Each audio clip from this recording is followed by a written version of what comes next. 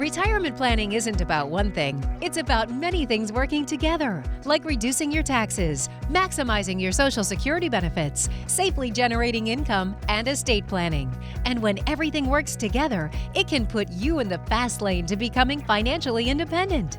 You've seen him featured in Bloomberg Business, Fortune, Money, and other publications throughout Los Angeles and Palm Springs.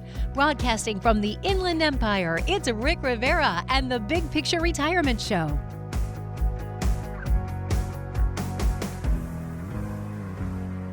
Welcome into the Big Picture Retirement Show with Rick Rivera. I'm Mark Elliott. Glad you're with us. Rick is a partner at Safeguard Investment Advisory Group, has over 20 years experience in the financial industry. But what Safeguard is all about is helping you with your big picture blueprint of your retirement.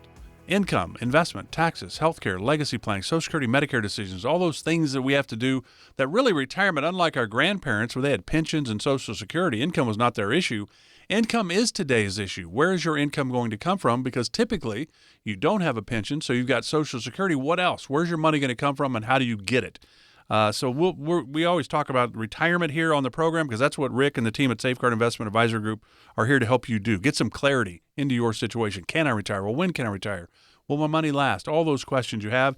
And you can always call Rick and the team at Safeguard Investment Advisory Group. It's 800-700-1980. There is no cost to you. 800-700-1980. Rick, welcome. You ready to talk a little 401ks right out of the gate? Absolutely. You know, the numbers are out that in 2020, now I think we have to take that a little bit with a grain of salt maybe, because you think of 2020, it was COVID. And right. You think of, well, we're going to talk 2008 today on this show as well, but you go back to 2008, the Great Recession, 07 to 09, that was your 401k became a 201k, right? I lost half my money in the market. I'm never going to be able to retire. Well, in 2020, it was COVID. We better retire now. So people were retiring earlier maybe than expected because of COVID. But that year in 2020, more than 5.6 million Americans rolled a combined $618 billion, with a B, $618 billion into IRAs. So there's so many things to do with our 401k. Typically, when you retire, Rick, you roll it into an IRA because you have so many more options. Talk about the decisions we need to make when it comes to our 401k. Yeah, when it comes to a 401k, there's actually going to be several decisions, or I should say several things you need to take into consideration. Number one is if you are retiring, and let's say for those of you that are lucky to retire prior to 59 and a half, the advantage of a 401k is that, at 55, as long as you have separation of service, you can pull money out of the 401k to offset your income without that 10% penalty from Uncle Sam. So the reason why I'm explaining So in that regard, that's one, if you're going to retire under the age of 59, for example, 55, right. 56, don't put all the money into the IRA, leave some in the 401k, because you still, even if you're retiring at 55, you can't get money without the 10% penalty in your IRA, right? Correct. And that's the reason why I want to make sure that that's clear, because so many people just transfer it. They'll hear that, oh, you know what, let me just move my money over to a traditional IRA because I have much more investment options, which is the truth. But we have to be, cognizant of when are we actually retiring. If we're doing it before 59 and a half, we may want to leave some money in the 401k and then diversify the rest into a traditional IRA. The other thing that we got to take into consideration too, on the other end of the spectrum, is that we have clients that actually, maybe they're professors or they, work from home, and it's a career that they enjoy being in, and they actually want to work beyond 73, which is beyond the required minimum distribution age, where Uncle Sam forces you to pull money out of your accounts. Then, if you have a 401k, you're not required to pull money out of it at 73. It's when you retire 73, whichever's later. Where an IRA, whether you're working or not, you're going to be forced to pull those distributions out.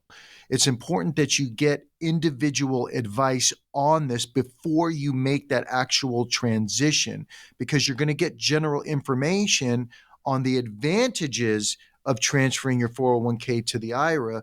But depending upon your goals, your objectives, and a variety of other circumstances, you may not want to do it, or you may only want to do it in incremental amounts. So this is where the specific advice really comes in.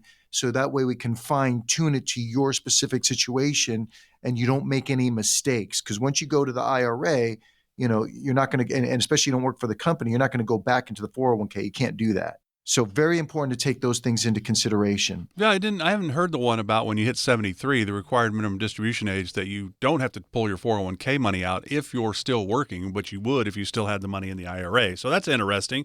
But you think about I guess financial analysts like yourself and everybody, they call the 401k rollover the single largest transaction that many people will make, because when you got into this 20 years ago, 20 plus years ago now, you think about it, most people, their largest asset was their home. Today, in a lot of instances, when you sit down with families or individuals, their largest asset are the 401k and the IRAs when you put those together, aren't they? Yeah, absolutely. Between husband and wife, you add those numbers up, and many times that is the largest asset. And there was a day, you're right, that years ago where the home was the largest asset. And I don't know, maybe that's because back in the day, more pensions were available, and now that those have been done away with on a big scale, now more and more people, and I guess maybe people are getting more educated now. They're definitely taking advantage of the 401ks and those type of investment vehicles, and with husband and wife both contributing, those assets add up to a significant amount, and many times much larger than the value of the home, especially with our clientele that we deal with. Yeah, that makes sense. So if you'd like to talk with Rick and the team at Safeguard Investment Advisor Group, maybe you have an orphan 401k. You're not at the place of employment anymore, but your 401k, you just left it there. That's an orphan 401k. You can move that whenever you leave the business.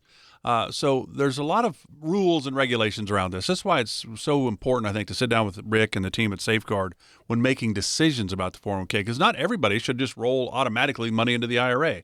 Makes sense for probably most, but we don't know your situation. So give Rick a call if you'd like to learn more. 800-700-1980. No cost, no obligation for this. 800-700-1980.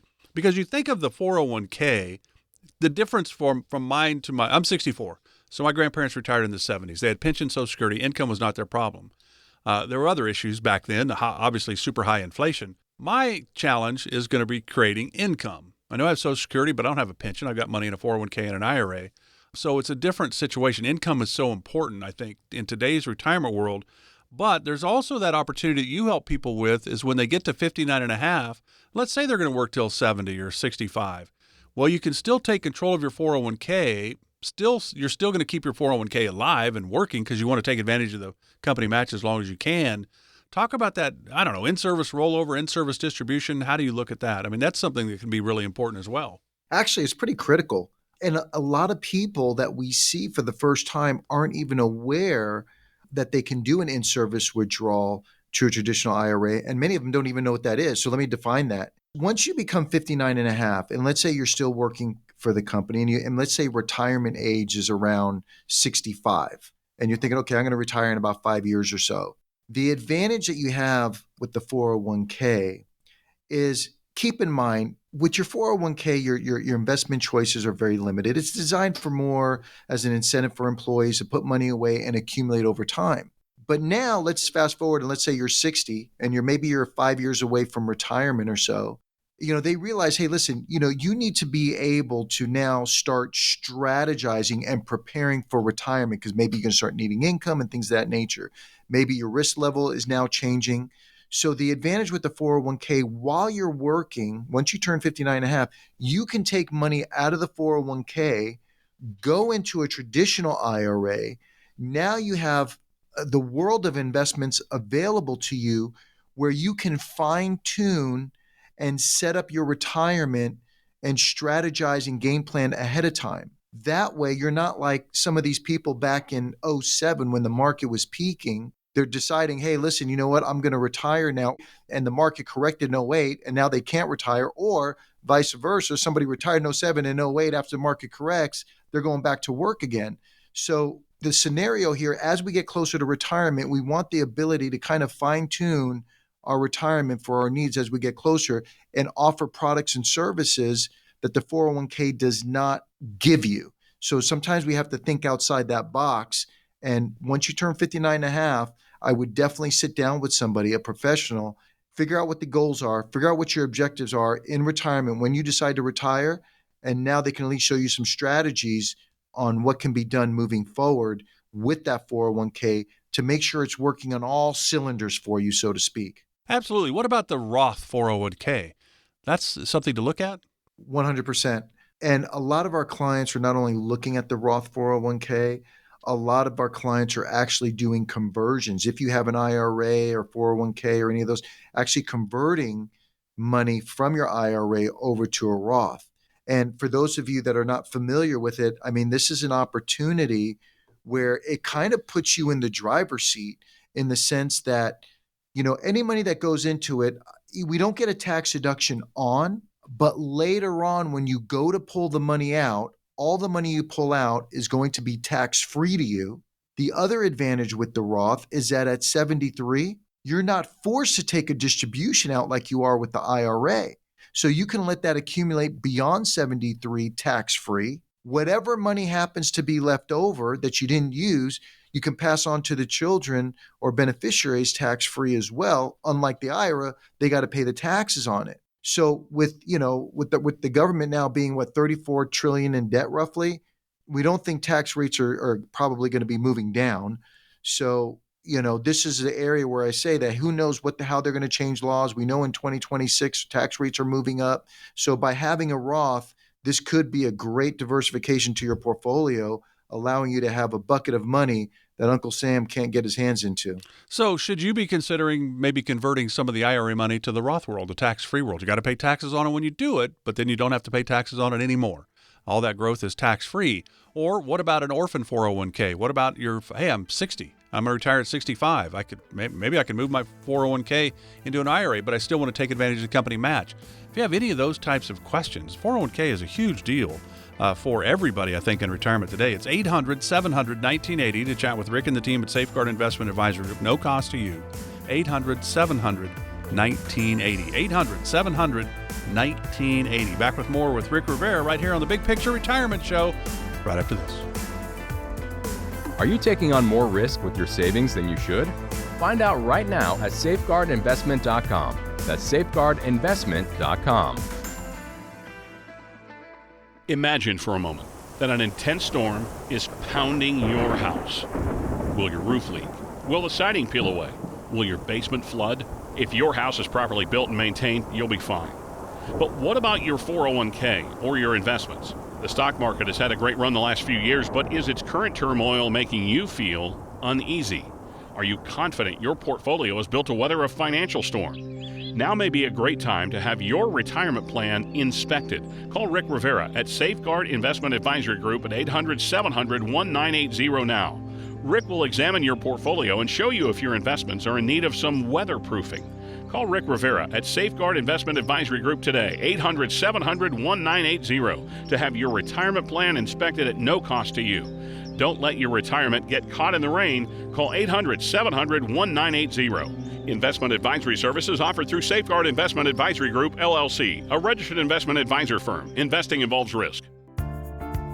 It might ramp up, or it could slow down, but inflation never goes away. Do you know how it could impact your retirement savings?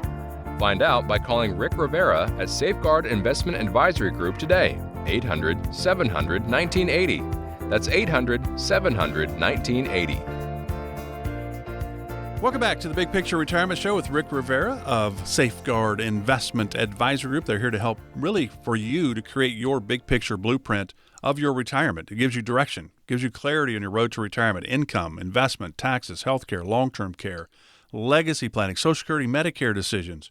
There's a lot going on in retirement that we really haven't had to deal with all of these things during our working years. So it's a different time. It's the accumulation phase, working years, to the distribution phase of retirement. How do we go about it? 800-700-1980 if you'd like to learn more, 800-700-1980. I'm Mark Elliott. Glad you're with us. I thought it'd be kind of fun to do a little back in time look. 2008 is the year we're going to go to. So here's a quick question for you. Do you remember any of these movies? The Dark Knight, Iron Man, Taken, Slumdog Millionaire? Yes, I remember Taken. Taken, Liam Neeson. How good was that? I think they're on Taken 4 right now. Taken 4. Yes. I think The Dark Knight was Batman. Oh, okay. Yes. Iron Man, of course. That one I don't think I watched. Yeah. I didn't watch Slumdog Millionaire. You know what had its TV debut back in 2008? It was Breaking Bad. Did you watch that? Yes. I watched that whole series, yeah. I waited for everybody to tell me how great it was, and waited till it was basically done, and then just watched it like crazy. Yeah. Yeah.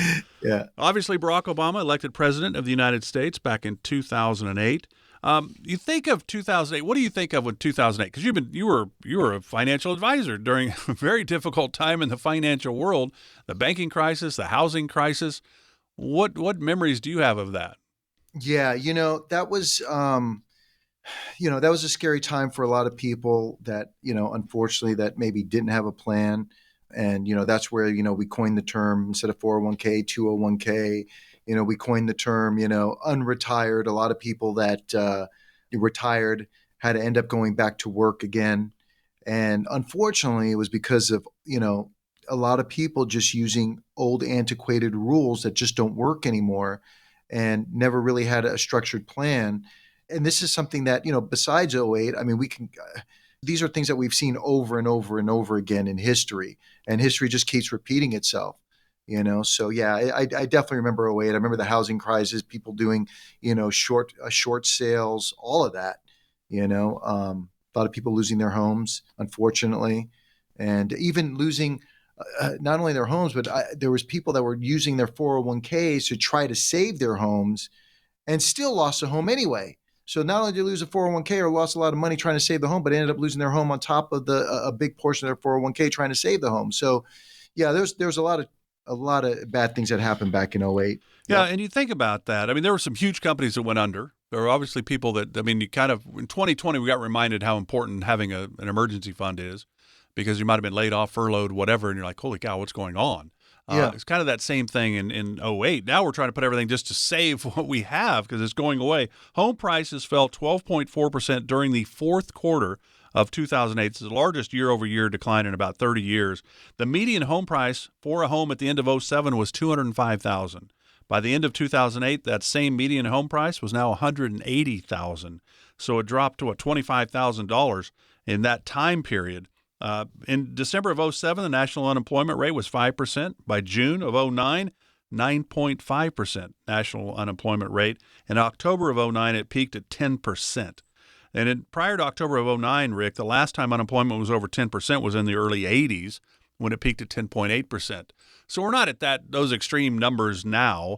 I think the housing market has come back. I mean, I think in 2009 you bought 10 beach homes in Malibu just to take advantage of the I mean, you think about it. If you had the money, you could have really swooped in and done some pretty positive things for you, taking advantage of other people's misery, which isn't fun to do. But it's kind of the challenge of having a plan, I think, for retirement, because we don't know what's coming, right? There's always going to be challenges. And that's really where your big picture blueprint comes in, I think, to give us the clarity. And, hey, the markets are going to go up. They're going to go down. They're going to go sideways. Don't panic. We've got a plan, right? Yeah, a lot of these plans that I see out there, people are assuming best case scenario, or oh, hey, if I make 7%, or they'll look historically back as to what the market had done historically, percentage wise, and the broker come up with some, percentage that, yeah, as long as we average this percentage, you're going to be fine, this and that and the other. The challenge with that and a lot of these general rules that they're using is that, what if the worst case scenario happens, like in '08? What happens then? And this is where people, once the market starts going down and you need money to live on, now you're intensifying those losses. That, I don't care who you are, you're going to be losing sleep at night, especially since you don't have a paycheck coming in anymore and you're relying on those assets to live on. And now you're thinking, because one of the biggest fears our clients have when they first come to see us is outliving their money. So you're not going to have a lot of confidence if the market's down 10%, 15%, 20%, and you're drawing 4 or 5% out to live on, and now you're intensifying those losses. So what we have to do as planners is put the retiree in a position that if the worst case scenario happens, we know, hey, listen, you're going to be okay. As a matter of fact, if the worst case scenario happens, here's how we're actually going to leverage it in your favor. So now for our clients, when we have ups and downs, which we know they're going to happen, and market is down or whatever's happening in the economy, now they're looking at down markets as, oh, this is an opportunity for me. I know how to. I have a game plan on how we're going to leverage this in our favor, and I'm not worried about my income because that's secure. I'm not worried about having, emergency money or whatever, because that's secure. I have money on the side for emergencies and things of that nature. So it's having a game plan, it's having a strategy for the worst case scenario. If it occurs, you're going to be okay. If the market continues to run and, make 7, 8, 9, 10% each year, we don't need to worry about that. We know you're going to be okay under that situation. So it's really having a game plan that addresses multiple factors and planning for that worst case scenario. So that way, you're right. Let's say there is an 08, market conditions are down. People, can swoop in and take advantage of, buying homes at cheaper rates, buying stocks at cheaper rates. Now they're getting blue light specials and clearance sales because they don't need this particular bucket of money to live on. So, I don't want to get in too much into the weeds, but really this is where, we sit down with individuals, retirees, and make sure they have a game plan, but more importantly, they understand it. So if something happens, they're like, oh, wow, I see this as actually opportunity, not as a negative. I see it as a positive. Yeah, you go back to, as you said, in 2008, it was, the 401ks became 201ks. Well, nationally, 401k and IRAs lost about $2.4 trillion in the last half of 08. The average loss for workers who'd worked for 20 years was about 25%. That's a pretty good hit if you're heading into retirement at that time. So you just talked about it. We want to hope for the best, but plan for the worst. How do you talk to people, Rick, about planning for the worst, but hoping for the best when it comes to their retirement? Well, what it is like what I was saying earlier, is having a strategy. So what we do is we sit down with them and we figure out, okay, based upon their needs, what are they going to need on a monthly basis in order to be comfortable, maintain their standard of living? What are they going to need on a monthly basis for them to travel and do all the things that they want to do? So what we do is we structure a plan, kind of like I'll call it their ideal portfolio. We structure a plan so that way the income under whatever market conditions occur, they know this income is now set, it's guaranteed. It's almost like creating almost like their, for lack of better terminology, almost like their own private pension. So no matter what, they know this check is going to come in. Then what we need to do is make sure that they also have a bucket of money that is designed to keep up with inflation, get a fair rate of return, and we leverage that. So we're not saying we run away from all risk. We're not saying that at all. We're just saying that we take measured risk that's fair for your particular situation, allows you to keep up with inflation. And then we also make sure there's another bucket of money that's there for emergencies. So that way, let's just say, for example, the market is down on one side, we can leverage Roth conversions. We can make sure we're buying more equities at cheaper prices. We're having interest and dividends being reinvested, buying you more shares at cheaper prices, because we don't need that money to live on. We have a different bucket that's creating that income. And if there's an emergency and you need 20 grand to fix the roof of your house, we don't have to go to the market money while it's down. We're leveraging that, and we don't want to take it from the income bucket because we don't want to reduce our income. So we have another bucket that's designed for emergencies. So now what we're doing is we're hedging one, we'll call it one bucket off the other, or one asset off the other. So it's really having a strategic approach designed that whatever the economy throws at us, we're like, okay, we have this game plan. Oh, it's going this direction. Great. We have this other game plan. Oh, something happened over here. A new administration, a new this, a new that. Oh, great. No worries. We have this other game plan here set up for you. So it's designed around you, though, specifically. So what I would say is this, if I can make it real simple, if you have questions about any of these things, or you want something, answers question about your specific situation, give us a call directly, 800-700-1980. You can even ask for me directly, Rick Rivera. If you give me 45 minutes of your time, I can guarantee I'll give you at least 2 ideas that will enhance whatever it is that you're currently doing. The number is 800-700-1980. Again, that number is 800-700-1980. You're tuned in to the Big Picture Retirement Show with Rick Rivera. For more information on the Safeguard Investment Advisory Group team, visit safeguardinvestment.com. That's safeguardinvestment.com.